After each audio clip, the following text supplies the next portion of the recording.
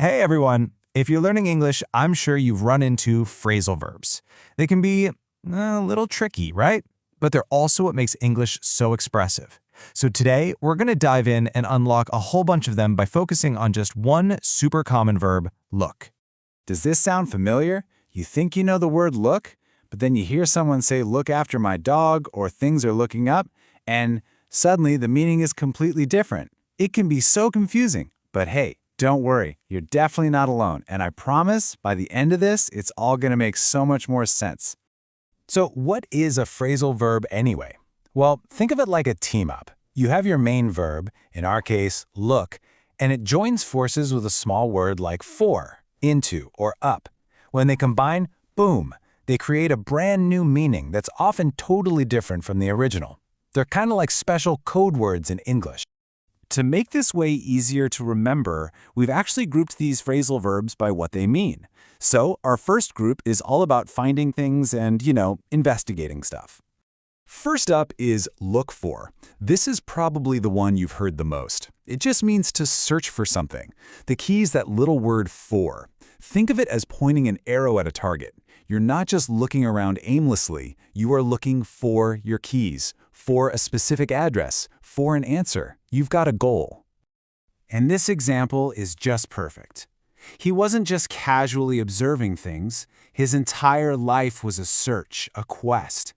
The context tells us he was seeking something huge and abstract, the truth. It shows how look for works for real objects and for big ideas. Okay, now let's talk look into. This takes searching to the next level.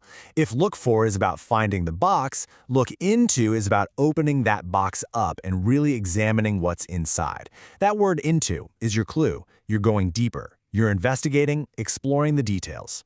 This is a great, real-world use of the phrase.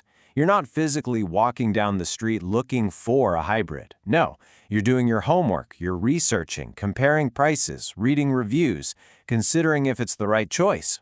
So look into is all about that investigation. All right, next up, look around.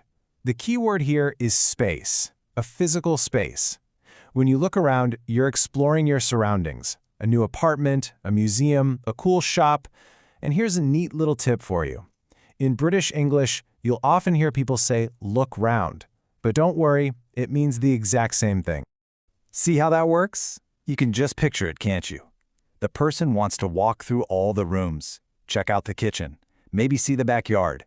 They want to physically inspect the whole property. This example makes it super clear. Okay, let's switch gears a bit.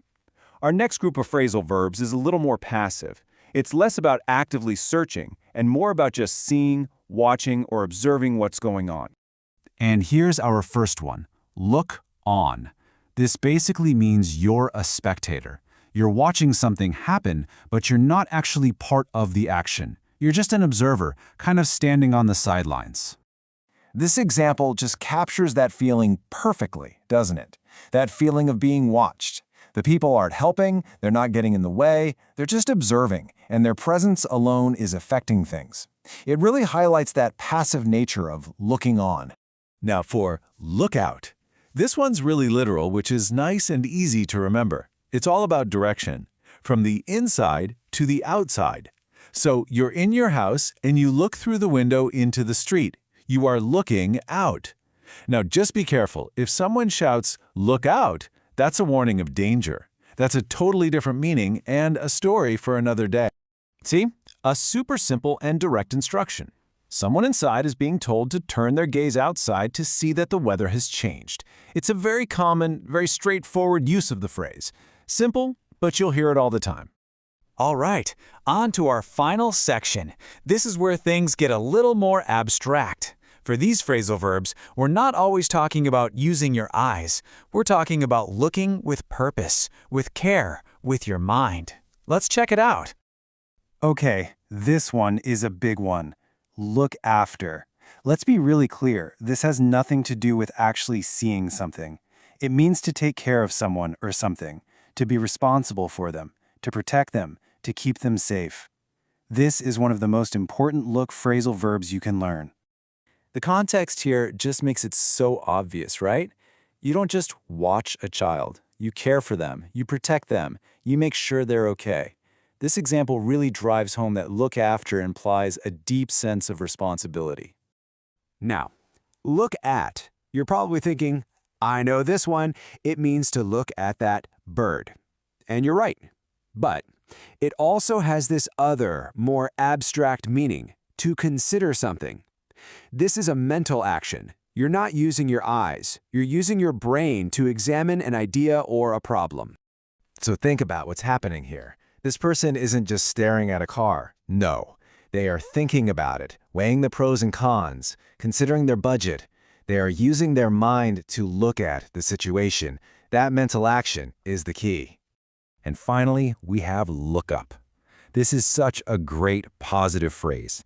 If someone tells you things are looking up, it means their situation is getting better, it's improving.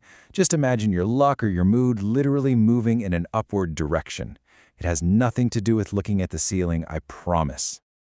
You know, this example tells a little story. Maybe Jim was having a tough time, but moving home helped him get back on his feet. His situation improved. Things got better for him.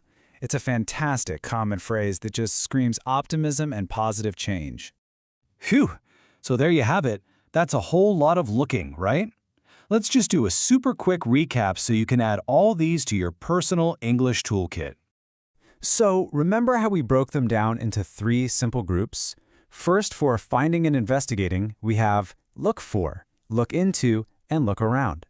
Then for just seeing and observing, we have look on and look out. And finally, for those more abstract ideas, acting with purpose, we have look after, look at, and look up. Thinking of them in these groups can really help you get the hang of them. Seriously, you have just taken a massive step toward mastering English phrasal verbs. The real key now is to listen for them and try to use them. So, you've got look down pat. What verb do you think we should tackle next? Let us know, and keep up the amazing work.